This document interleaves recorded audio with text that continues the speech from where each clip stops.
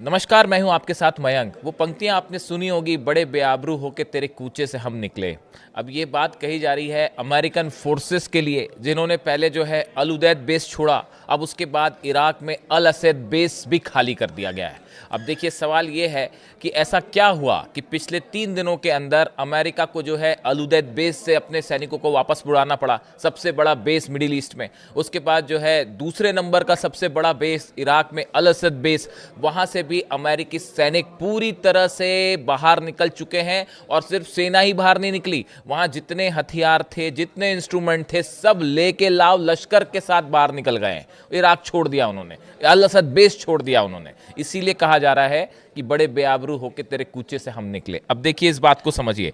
पहले हम बात करते हैं कि किस तरह से ईरान की मिसाइलों का खौफ अमेरिका के सिर चढ़कर बोल रहा है। देखिए, जिस तरह से खबरें आई कि हाल ही में 3 दिनों पहले रात के बाद अचानक जो है अमेरिकी फाइटर जेट्स उन्होंने बढ़ना शुरू किया ईरान की तरफ, लेकिन उसके बाद बीच में ही मिशन छोड़ के ट्रंप ने कॉल करके सभी फाइटर जेट्स को वापस बुलाया। अब ये खबरें सब तरफ अखबारों में हैं। उसके पीछे की इनसाइड स्टोरी एक और बड़ा खुलासा मैं अगले वीडियो में करूंगा, लेकिन अभी ये जो इराक ने बेसिस इराक में जो बेस खाली हुए हैं अमेरिका के, इस पर हम फोकस करेंगे। देखिए, ये पूरी घटना के बाद ये कहा गया, ये बताया गया कि जितनी अरेबियन कंट्रीज हैं, इन्होंने डोनाल्ड ट्रंप को ये साफ साफ कह दिया था कि अगर आप ईरान पर हमला करना चाहते हैं तो आप हमारे एयर स्पेस का इस्तेमाल ना करें, हमारे बेसिस का इस्तेमाल ना करें। इसकी सबसे बड़ी वजह है ईरान की मिसाइलें।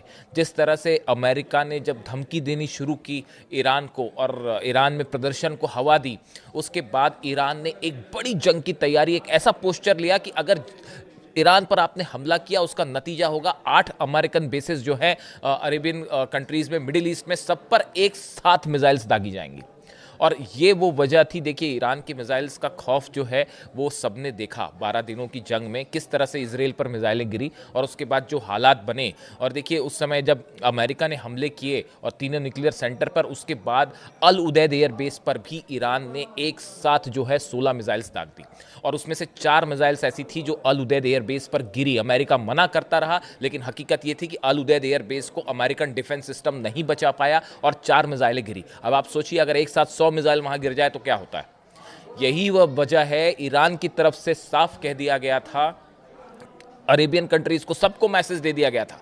यूएई को मैसेज दिया गया, सऊदी को मैसेज दिया गया, बहरीन को मैसेज दिया गया, जॉर्डन को मैसेज दिया गया, इराक को मैसेज दिया गया कि अगर आप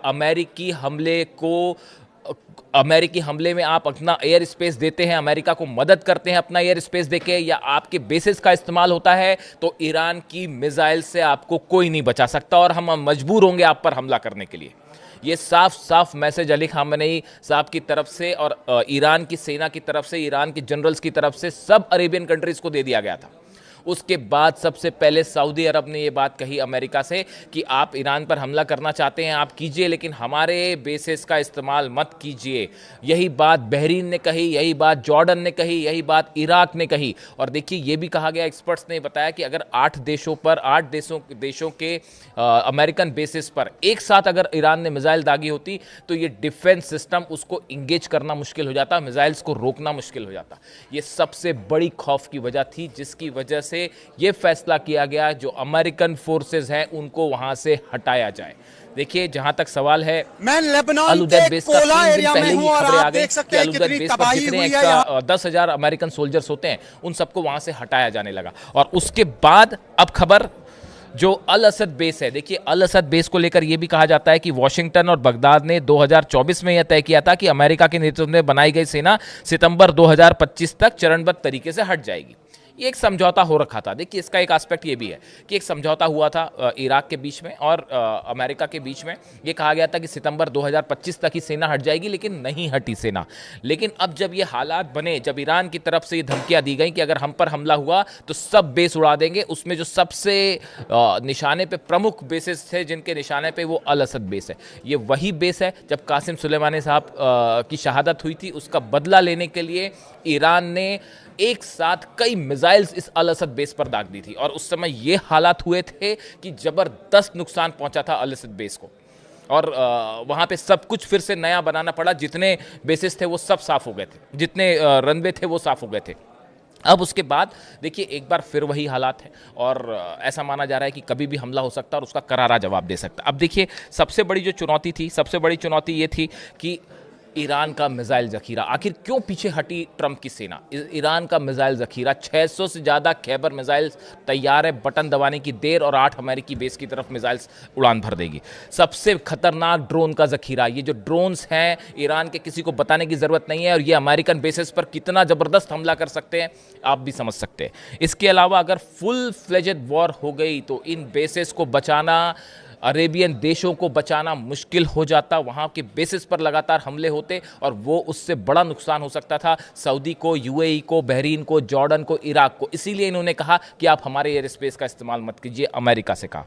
इसके अलावा अमेरिकी जो जहाज़ हैं, अमेरिकी जो फाइटर जेट्स हैं, इनको लेकर भी एक बड़ी चुनौती दे रखी है ईरान ने कि जो मिसाइल्स हैं वो इनको भी बड़ा नुकसान पहुंचा सकती है। यही वजह है कि इन सब बेसिस से धीरे धीरे अब अमेरिका अपनी फोर्सेस हटा रहा है। देखिए ईरान के कई सारे ऐसे संगठन हैं, ना सिर्फ इराक में बल्कि लिबनन में, बल्कि हुती, अगर आप यमन में बात करें, ये सब मिलके ईरान की मदद करेंगे अगर हमला होता है। और ये सब के सब अमेरिकन बेसिस के लिए एक बड़ा खतरा है, अमेरिकी जहाज़ों के लिए बड़ा खतरा है, अमेरिकी एयरप्लेन्स के लिए बड़ा खतरा पैदा कर सकते हैं।